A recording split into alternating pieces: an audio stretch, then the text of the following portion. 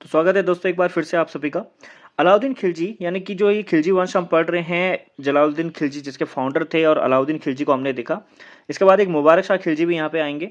तो इस वीडियो में हम इसको कंप्लीट कर देंगे, यानी कि खिलजी वंश को कंप्लीट कर देंगे, खत्म हो जाएगी। ये लास्ट वीडियो है खिलजी वंश की। और इसके बाद फिर हम तुर्क डायनेस्टीज को देखना शुरू करेंगे, तुर्कों का उदय हम देखना शुरू करेंगे नेक्स्ट वीडियो में।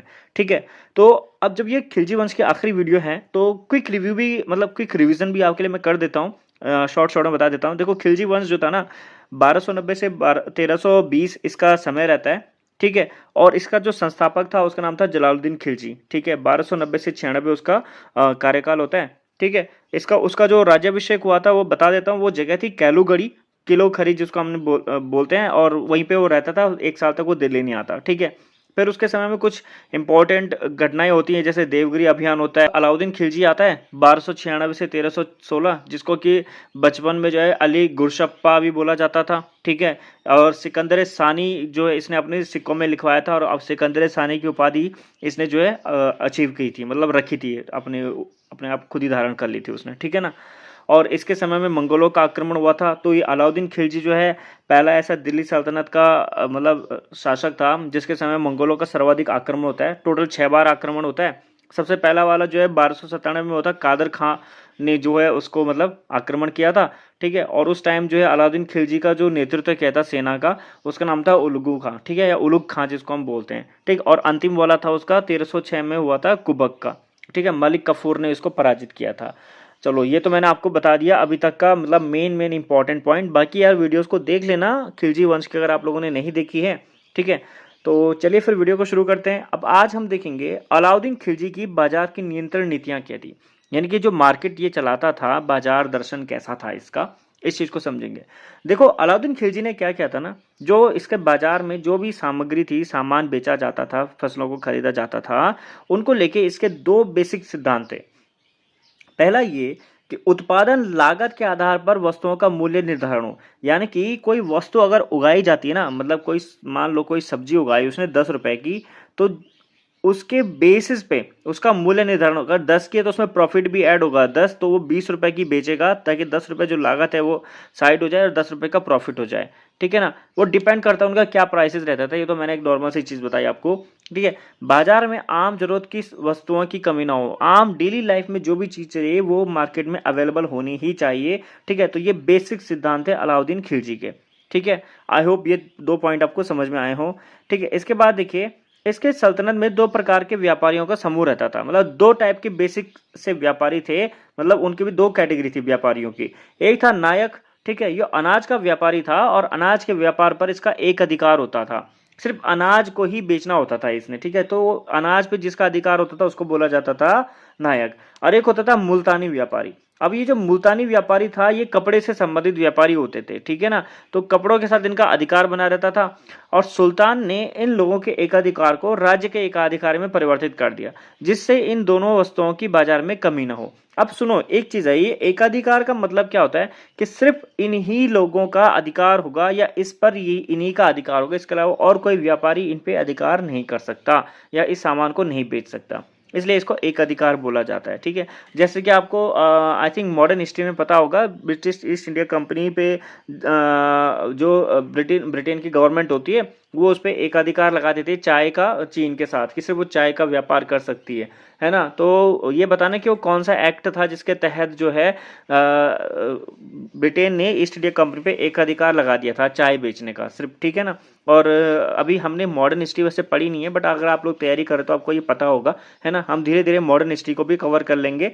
बस अभी एंशंट हो गई है, जैसे ये मिडिवल चल रही है। एंशंट की प्लेलिस्ट मिल जाएगी आपको चैनल में, एक बार चेक कर लो, चैनल में बहुत कुछ है इसमें। ठीक है ना, तो चलो आगे बढ़ते हैं। सुल्तान ने 4 प्रकार के बाजार बनाए थे। ठीक है, मतलब 4 कैटेगरी में डिवाइड कर दिया था मार्केट को। पहला था मंडी। ठीक है, ये अनाज का बाजार होता था। इससे संबंधित 8 जब्ता थे। 8 जब्ता का मतलब होता है अधिनियम। ठीक है, पहला अधिनियम था, सर्वाधिक महत्वपूर्ण था, जिसके अंतर्गत सभी प्रकार के अनाजों का मूल्य निर्धारित किया जाता था, और अनाज बाजार को नियंत्रण करने के लिए सुल्तान ने शहना ए मंडी की नियुक्ति की, और जमाखोरों को कठोर दंड देने की व्यवस्था की। देखो, शहना ए मंडी का मतलब होता है वो व्यक्ति जो कि मंडी में देख रेख करेगा, लूट मार हो रहा है, कोई चीज हो रही है, तो ये एक पद था, शहना ए मंडी। ठीक है, तो याद रखना, बाजार 4 प्रकार का था। सबसे पहला प्रकार तो मंडी था, जो कि अनाज से संबंधित था, और इसके 8 जब्ता थे। 8 जब्ता यानी कि 8 नियम थे। ठीक है। दूसरा प्रकार का जो मार्केट था वो था सराय अदल, यानी कि न्याय का स्थान, जहां पे जो है न्याय दी जाएगी। तो इसमें क्या था, 5 संबंधित अधिनियम थे इसके। ठीक है। एक तरह से सरकारी सहायता प्राप्त बाजार था। इसमें विभिन्न प्रकार के कपड़े, मेवे, जड़ी बूटियां, घी, चीनी और आदि, मतलब चीनी वगैरह को बेचा जाता था यहाँ पे। ठीक है। लेकिन इस सरकारी सहायता, मतलब जैसे हम बोलते हैं ना कि गवर्नमेंट के द्वारा राशन दी जाती है, सोसाइटी में अलग और ब्लैक में अलग मिलती है, तो वही चीज समझ लो। ठीक है। इस बाजार की देखभाल के लिए मुल्तानी व्यापारियों की नियुक्ति की गई थी। मुल्तानी व्यापारी कौन, वही कपड़ा उद्योग वाले। ठीक है ना। इस बाजार से वस्तुओं की प्राप्ति के लिए परवाना नवीस यानी परमिट देने वाला अधिकारी की नियुक्ति की गई थी, और ये आय के अनुसार कीमती वस्तु खरीदने के लिए परमिट देता था। ठीक है। तो याद रखना, परवान नवीस का संबंध है परमिट देने वाले अधिकारी से। ठीक है। जैसे कि इससे पहले हमने जो पढ़ा था यहाँ ऊपर पे कि मंडी के लिए क्या कौन सा व्यक्ति नियुक्त किया गया था, शहना ए मंडी। ठीक है।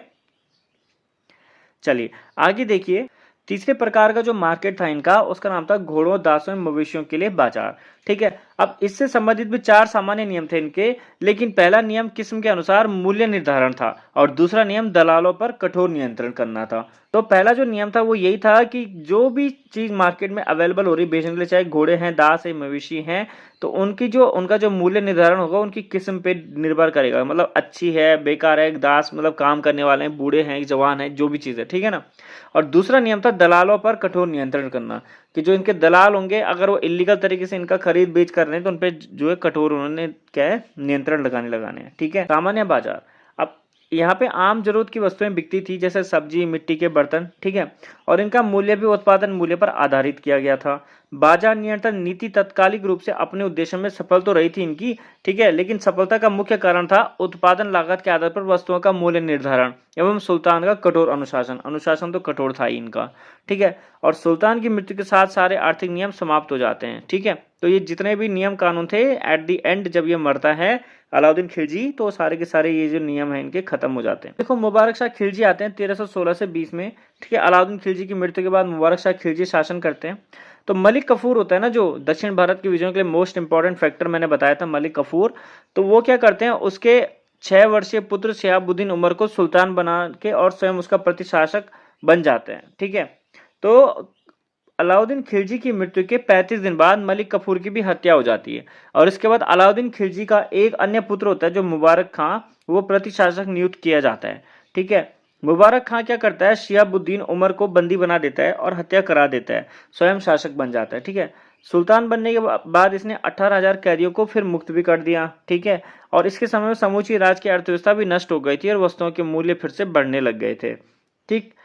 अलाउद्दीन खिलजी के समय में भी सभी कठोर कानून समाप्त कर दिए जाते हैं और खलीफा की प्रभु सत्ता को स्वीकार नहीं किया जाता, और उल्टा ये क्या करता है कि खुद को ही खलीफा घोषित कर देता है, मतलब अपने आप को धर्मगुरु घोषित कर देता है। इसने हसन नामक एक दास को खुसरो खां की उपाधि दी। तो यार ना, खुसरो खां कौन थे, हसन नाम का व्यापारी था, और उसका उसने वजीर और मुख्य सेनापति बना दिया। बाद में क्या होता है ना, यही जो है इसको मारता है। देखो, 1320 में खुसरो खां ने सुल्तान की हत्या कर दी, और खुसरो शाह के नाम से दिल्ली का सुल्तान बन जाता है। फिर ये खुसरो शाह जो है पहला भारतीय मुसलमान होता है जो दिल्ली का सुल्तान बनता है। ठीक है। ये इंपॉर्टेंट फैक्टर है, इसलिए इससे सवाल भी आते हैं कि खुसरो खां कौन था। ठीक है। दीपालपुर के सूबेदार गाजी मलिक ने इसे शासक मानने से इनकार कर दिया था, और दिल्ली पर आक्रमण करके इसे पराजित कर दिया, इसे बंदी बना लिया, अगर बाद में फिर इसकी हत्या कर दी जाती है। लेकिन याद रखना, किसके द्वारा, सूबेदार गाजी मलिक के द्वारा। ठीक है। तो दोस्तों, ये था आपका खिलजी वंश। ठीक है। ऐसा मैंने क्वेश्चनिंग कम किया आपसे, मैंने डायरेक्ट चीजों को एक्सप्लेन ज्यादा किया है। आई होप आपको समझ में आया हो। कोई चीज़ नहीं आए तो यार कमेंट कर लेना। वैसे आप लोग कभी कुछ भी थैंक्स भी बोल सकते हो यार कमेंट करके, तो नहीं, पैसे नहीं ले रहा हूँ, मतलब नॉर्मल एक लाइक कमेंट से थोड़ा मोटिवेशन मिल जाती है। और पहली बार है तो कर लो सब्सक्राइब। ठीक है। बाकी आपकी मर्जी है। चलो मिलते हैं नेक्स्ट वीडियो में। तुगलक वंश।